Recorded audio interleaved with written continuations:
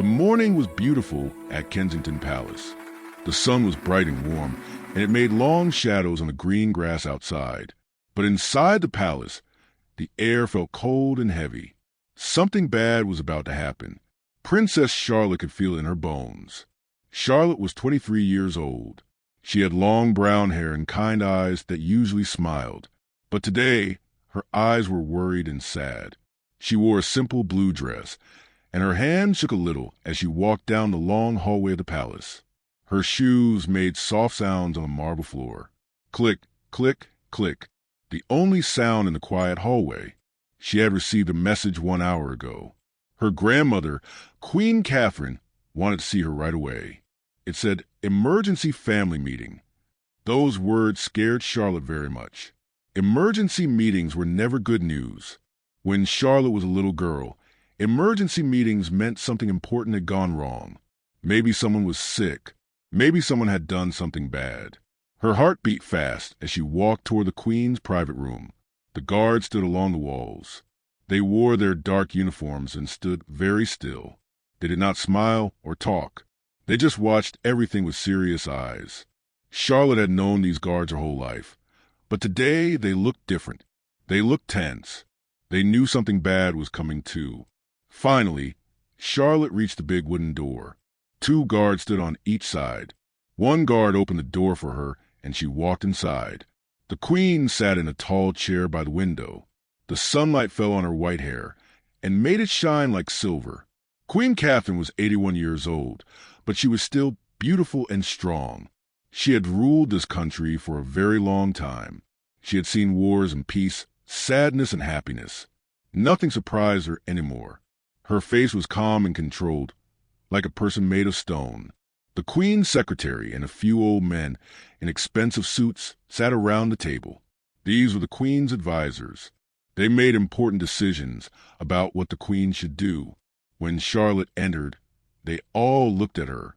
Their faces were serious and worried. "Sit down, Charlotte," the Queen said. Her voice was cold and hard, like ice. Charlotte sat in a chair across from her grandmother. She felt very small. The chair was too big, and it made her feel like a little girl again, not a woman of 23 years. "I have called you here because we have a problem," the Queen began. She did not look at Charlotte. She looked at the men in suits. "Your cousin made a terrible mistake last week. The newspapers have written about it every day. This is very bad for our family's good name." Everyone in the room nodded. Charlotte knew what her cousin had done. He had been unkind to people at a party.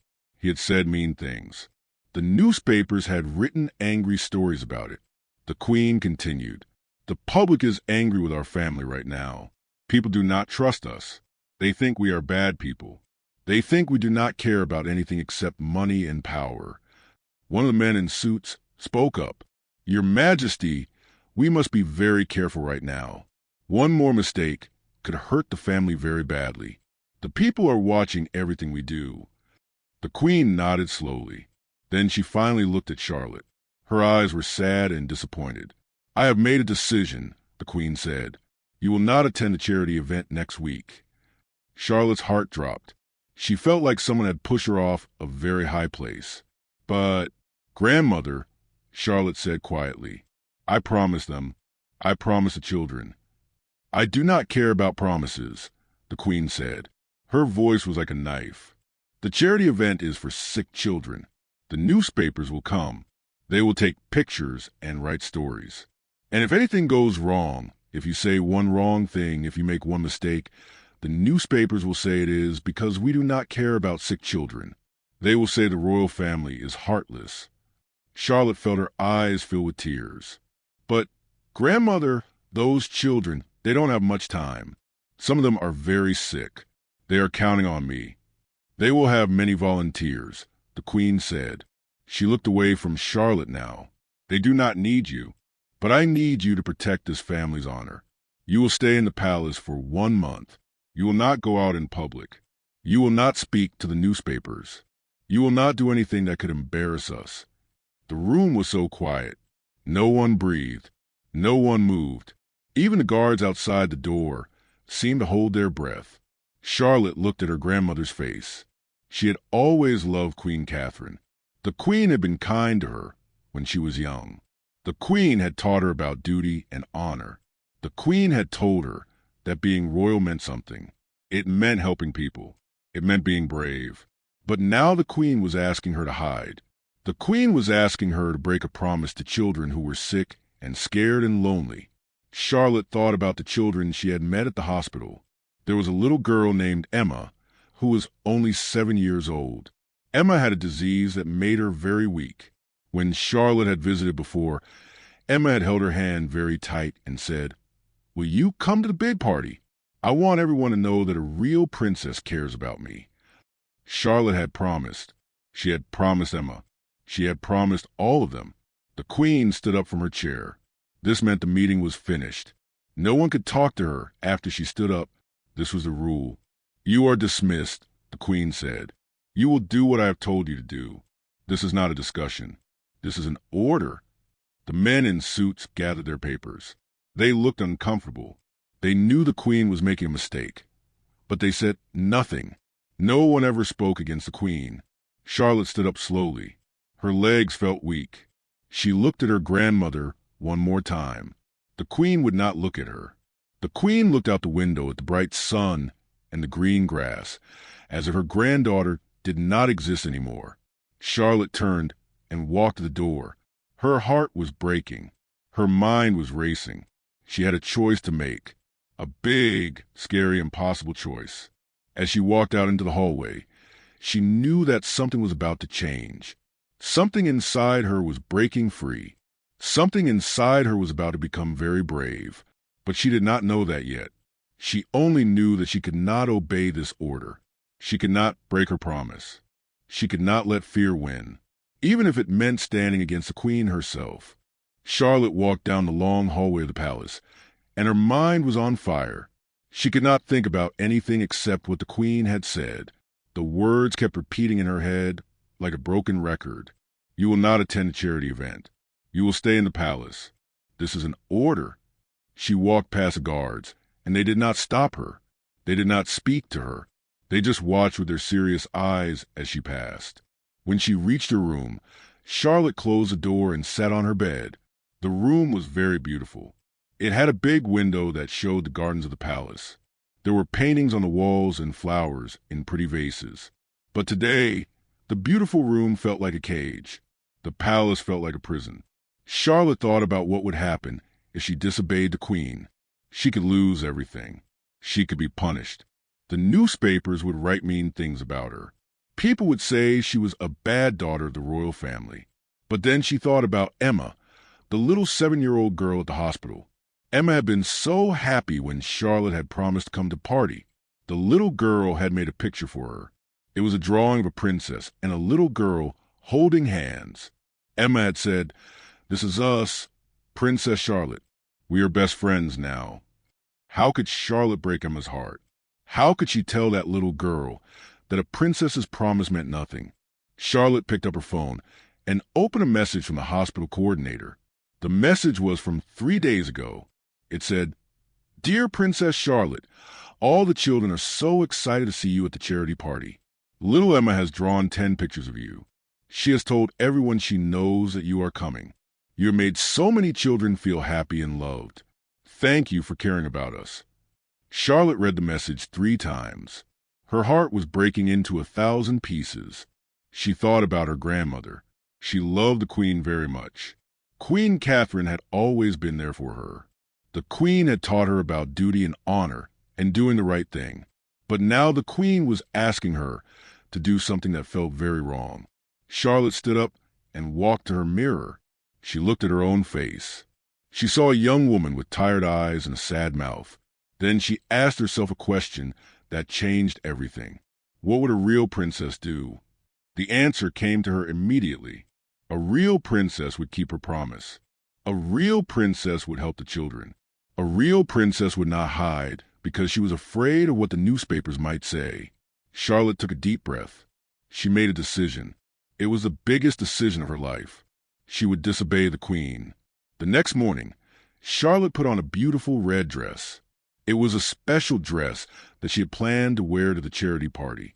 She brushed her hair carefully and put on her jewelry. She looked at herself in the mirror, and for the first time in 2 days, she felt calm and strong. She knew she had to tell the queen what she was going to do. She could not just sneak away. She had to be honest and brave. She had to face the queen and tell her the truth. Charlotte walked through the palace to find her grandmother. The queen was in the library, reading papers at a big desk. When the queen saw Charlotte, her eyes became narrow. "What are you wearing?" the queen asked. "That is the dress for the charity event." "Yes, grandmother," Charlotte said. Her voice was calm and quiet. "I am wearing it because I am going to the charity event today." The queen stood up slowly. Her face became red. She looked at Charlotte with anger that Charlotte had never seen before. "You are what?" the queen said. "Did you hear me yesterday? Did you not understand what I told you?" "I understood," Charlotte said. She stepped closer to her grandmother. "I understood perfectly. But I have to tell you something. Grandmother, I cannot do what you asked me to do." "You cannot!" The queen's voice was very loud now. "Do you know who I am? I am the queen. I have ruled this country for more than 50 years. Everyone obeys me. And you a young girl, you will not obey me?" "No," Charlotte said, and her voice did not shake. "I will not obey this order."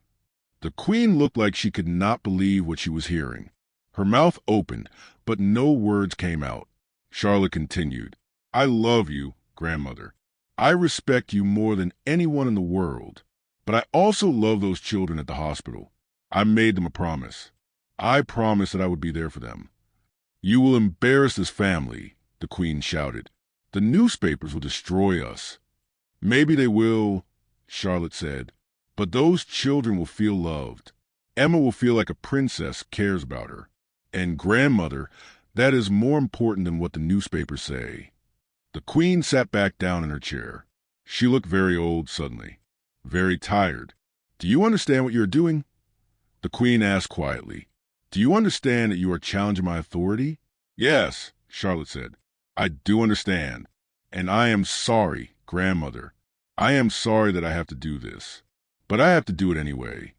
For a long moment, the queen said nothing. She just looked at Charlotte with an expression that was difficult to understand. It was not anger. It was not sadness. It was something else. Something deeper. Then the queen did something that shocked Charlotte. She started to cry. The queen's face crumpled, and tears fell down her cheeks. Her shoulders shook with sadness and something else. Something that looked like pride. "You are just like I was when I was young," the queen said quietly. "Before duty and tradition made me hard. Before I learned to follow rules instead of my heart." Charlotte moved toward her grandmother, but the queen held up her hand. "Go," the queen said. "Go to the children. Keep your promise. Be brave." "What?" Charlotte could not believe what she was hearing. "I said go," the queen said, and this time there was something like a smile on her face. "Go and show this world that a real princess keeps her promises. Go and show them that love is more important than power."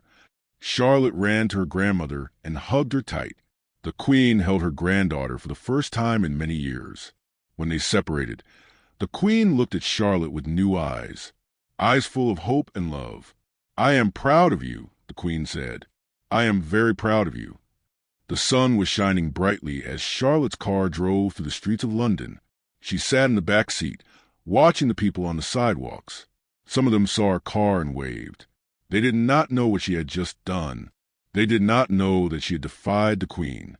They did not know that everything was about to change. Charlotte's heart was beating fast. She was nervous, but also excited. She kept thinking about the children waiting at the hospital.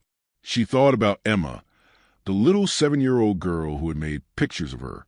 Today, Charlotte would finally see those pictures. Today, she would keep her promise. The car turned onto Hospital Road. Ahead, Charlotte could see the big children's hospital building. It was painted in bright colors to make the sick children happy. There were balloons tied to the front door. Purple, yellow, red, and blue balloons danced in the wind. Many reporters and photographers were standing outside the hospital. They had cameras and notebooks. They looked confused. No one had told him that Princess Charlotte was coming. The Queen had said that Charlotte would not be there. But here she was, arriving in her royal car.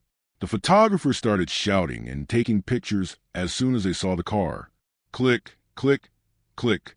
The cameras flashed like lightning. Princess Charlotte. Is the Queen angry? Did you disobey an order?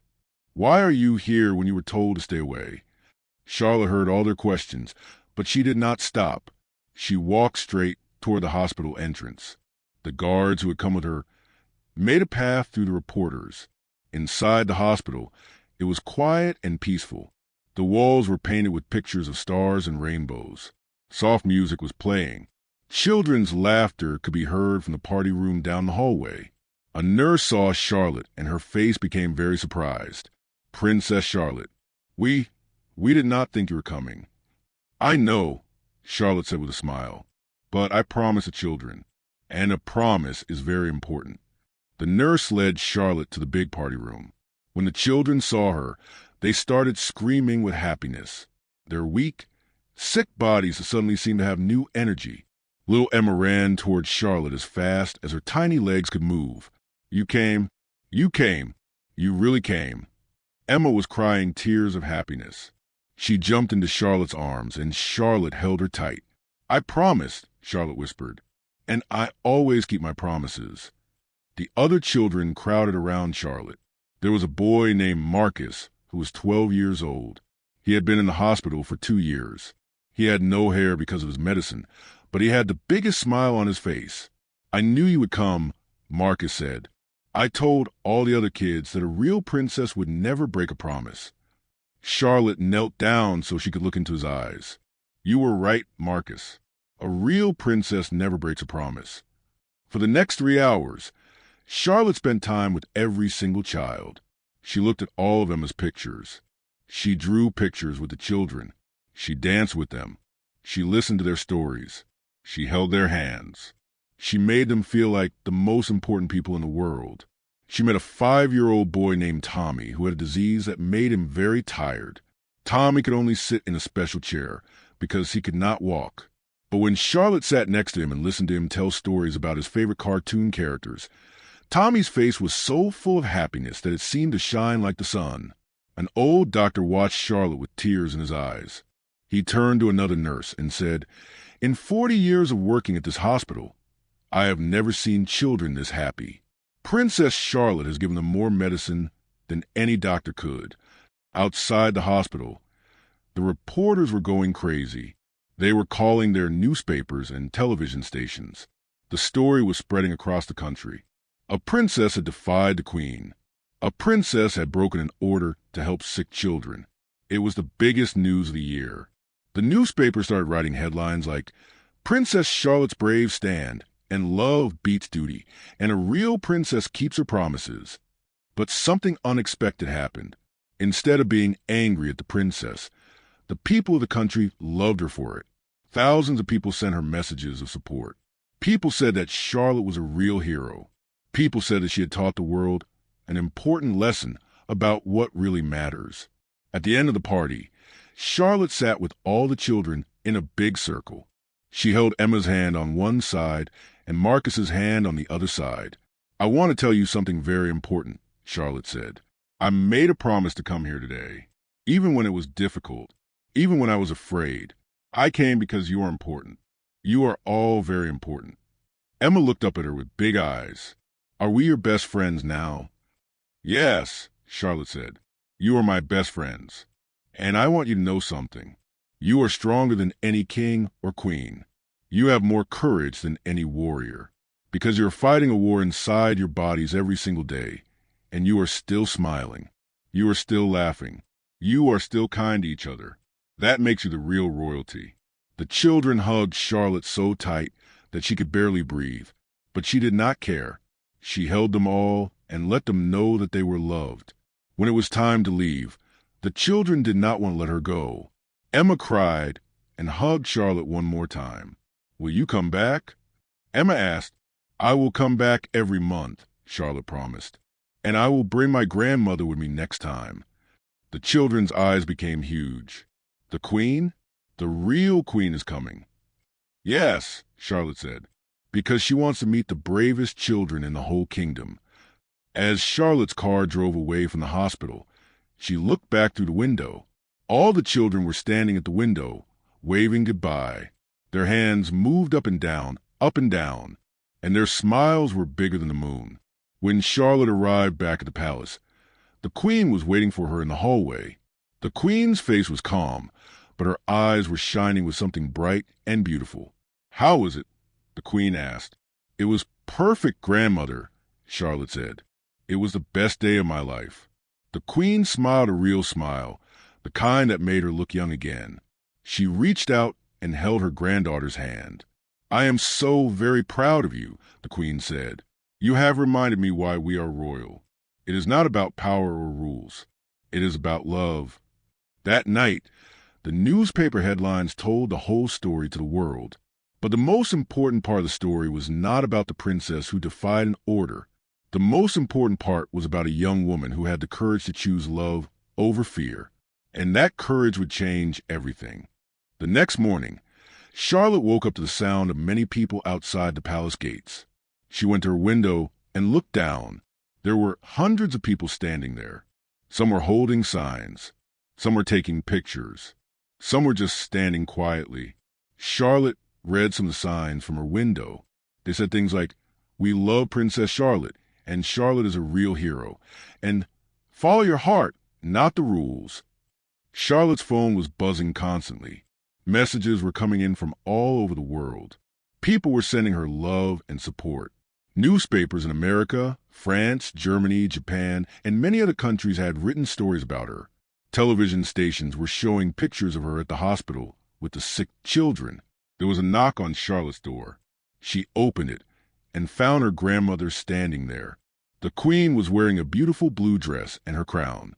She looked calm and strong, like always. "Good morning, my dear," the queen said. She took Charlotte's hand and led her to the window. They looked down at all the people outside together. "They came because of you," the queen said. "They came because you were brave, because you did what was right instead of what was easy. Are you angry?"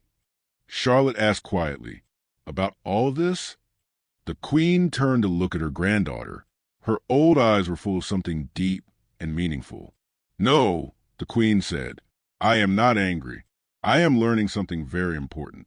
I am learning that I have been a queen for so long that I forgot how to be a human being. You reminded me, Charlotte. You reminded me that rules are not more important than love." Just then, a servant came to tell them that the Prime Minister had called an emergency meeting. The Queen and Charlotte went downstairs to meet with the government leaders. The Prime Minister was a tall man named David Morrison. He looked worried and excited at the same time. When the Queen entered the room, everyone stood up and bowed.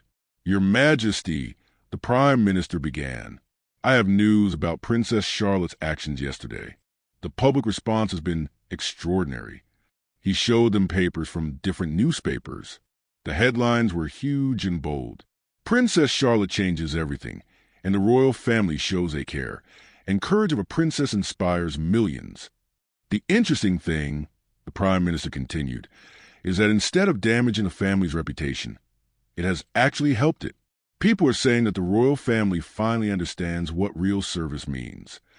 Another government man spoke up. "We have received thousands of letters from people around the world. They are talking about Princess Charlotte as an example of what a real leader should be. Young people especially are inspired by her." Charlotte felt her face become red. She did not expect this. She had only wanted to keep a promise to the children at the hospital. She did not think about how it would affect the whole world. The Queen leaned forward with great interest. "What else are people saying?"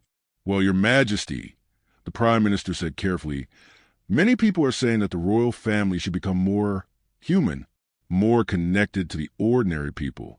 They are saying that Princess Charlotte has shown us the way." The Queen nodded slowly. Then she did something that surprised everyone in the room. She stood up and put her hand on Charlotte's shoulder. "I have something to announce," the Queen said. Her voice was strong and clear. "Effective immediately, I am going to change how the royal family operates. We have hidden behind walls and rules for too long. From now on, we will be more open. We will spend more time helping people instead of worrying about what the newspapers say." Everyone in the room looked shocked. The Queen continued, "And I want to announce something else," the Queen said. "My granddaughter, Princess Charlotte, will head a new royal program. This program will help sick children all across the country. Every month, Princess Charlotte will visit hospitals and spend time with children who are suffering." Charlotte's eyes filled with tears. She could not believe what her grandmother was saying. "Furthermore," the Queen added, "I myself will join these visits. The Queen will visit sick children. The royal family will show that we care about the people we serve." The Prime Minister began to smile. The other government men looked at each other with surprise and happiness. This was a big moment. This was a moment that would change the royal family forever. When the meeting ended, Charlotte and the Queen walked together through the palace gardens. The morning sun was warm on their faces. They did not speak for a long time. They just walked and held hands like they had done when Charlotte was a little girl. Finally, the Queen stopped by a beautiful fountain. She sat down on a bench and asked Charlotte to sit next to her. "I want to tell you a story," the Queen said. "A story about when I was young, like you." Charlotte listened carefully. "When I was 20 years old," the Queen continued, "I wanted to do many things to help people. But my mother told me that I had to follow rules and traditions. I had to be careful. I had to protect the family's reputation. So I did what I was told. I followed the rules. And I became a queen." The Queen paused and looked at the water in the fountain. "But I never forgot my dream," the Queen said. "I never forgot that young girl who wanted to change the world. And when I look at you, Charlotte, I see that girl again. I see my dreams living in you." "Grandmother," Charlotte said, "I did not mean to cause so much trouble." "You did not cause trouble," the Queen said. "You caused change. And change is what this family needs. Change is what the whole world needs." That afternoon, Charlotte went back to the hospital. This time, the Queen went with her. When the children saw the Queen walking through the hospital doors, they could not believe their eyes. The most powerful woman in the country was coming to visit them. Emma ran to the Queen just like she had run to Charlotte. She was not scared or shy. She just hugged the Queen tight. The Queen knelt down and hugged Emma back. Then she looked at all the children and smiled. "I have a confession to make," the Queen said. "I tried to stop Princess Charlotte from coming to help you. I was afraid. But Charlotte was brave. Charlotte knew what was right. And Charlotte has taught me something very important." She held Charlotte's hand. "She has taught me that being a queen is not about following old rules," the Queen said. "It is about helping people. It is about showing love. It is about being brave enough to change." That night, the hospitals all across the country received an announcement. They would receive funding for new doctors, new equipment, and new programs to help sick children. The Queen herself had approved this. The royal family was changing. Outside the palace gates, the crowds of people grew bigger. They were not just there to see the palace. They were there because they believed in something. They believed that the royal family finally understood what mattered most. And it had all begun with one young woman who had the courage to say no to the Queen. 1 year had passed since that brave day when Princess Charlotte defied the Queen. The palace was not the same anymore. The royal family was not the same anymore. And the whole world was watching what was happening in Britain with hope and wonder. Charlotte stood in a new building called the Charlotte Children's Center. It was named after her. The building was beautiful and bright, with pictures of smiling children on the walls. Inside, there were doctors and nurses working to help sick children. There were playrooms and learning areas. There was love in every corner. The Queen had kept her promise. Every single month, she had visited hospitals with Charlotte. The old Queen, who used to sit behind walls and follow old traditions, now held the hands of sick children. She smiled at them. She listened to their stories. She cried with them when they were sad and laughed with them when they were happy. Today was a very special day. It was the opening ceremony of the new center. Hundreds of people had come. There were government leaders, famous doctors, news reporters, and most importantly, there were children and their families. Charlotte walked through the center with her grandmother. They moved slowly so that the queen, who was now 82 years old, could walk comfortably. But the queen did not look tired. She looked happy. She looked alive in a way that she had not looked in many years. "I want to show you something," the queen said to Charlotte. She led her to a special room on the top floor. It was a quiet room with a beautiful view of London. "This is my room," the queen said. "I come here sometimes to think about what you taught me." Charlotte looked around the room. On the walls, there were pictures of Charlotte at the hospital with sick children, pictures of the queen holding Emma's hand, pictures of children laughing and smiling. "You changed my life," the queen said, "and then you changed this country. And I believe you have changed the whole world." "I only did what was right," Charlotte said quietly. "Exactly," the queen replied. "And that is what a real leader does. A real leader does what is right, even when it is difficult, even when it is scary, even when it means going against the rules." Downstairs, the opening ceremony was beginning. The Prime Minister gave a speech about how the royal family had changed. He talked about how Princess Charlotte had shown courage and love. He talked about how the Queen had finally understood that power is not about control, but about helping people. Then it was Charlotte's turn to speak. She walked to the microphone and looked out at all the faces watching her. She saw Emma, now 8 years old, sitting in the front row with her family. Emma was not in the hospital anymore. She was getting better. She was going to live. Charlotte saw Marcus, the 12-year-old boy. He was standing on crutches now. Doctors said that with the new treatment available at the center, he might be able to walk normally again one day. Charlotte saw Tommy, the 5-year-old boy who had been so tired. Tommy was running around the room now, full of energy and happiness. "I want to tell you about why this center exists," Charlotte began. Her voice was calm and confident. "This center exists because I said no to the Queen. I said no to fear. I said no to following rules that did not make sense. And I said yes to love. I said yes to helping people. I said yes to doing what was right." She paused and looked at her grandmother. "But this center also exists because the Queen listened," Charlotte continued. "Because the Queen was brave enough to change her mind.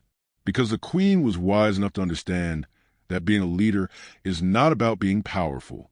It is about being kind. It is about caring about the people you serve." The room filled with applause. People stood up and clapped and clapped. There were tears on many faces. After the ceremony, Charlotte spent time with all the children. She helped Emma cut the ribbon to officially open the new playroom. She played games with Marcus and Tommy and all the other children. The Queen joined her. She sat in a big chair and let the children climb onto her lap and give her hugs. One reporter took a picture of the Queen with 3 children sitting on her, all laughing together.